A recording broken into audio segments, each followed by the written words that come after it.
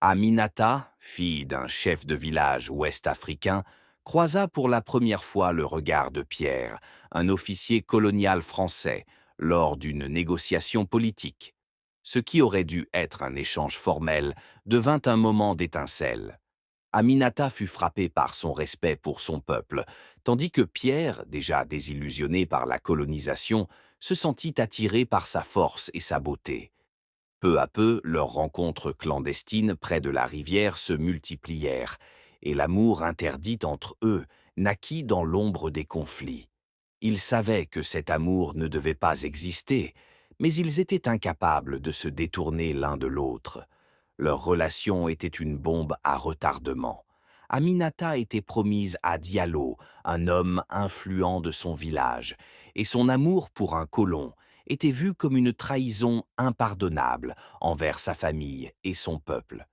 Pierre, de son côté, risquait sa carrière, sa réputation et sa vie. Les deux étaient pris entre les attentes familiales, les tensions raciales et le système colonial. Mais leur amour les poussait à braver l'interdit, jour après jour, malgré le danger qui les guettait. Un soir, Diallo découvrit leur liaison secrète et déchaîna sa colère. Aminata fut capturée par sa famille, tandis que Pierre fut arrêté par les autorités coloniales pour conduite indigne. Ils furent séparés de force, et malgré leur promesse de se retrouver, leur destin était scellé.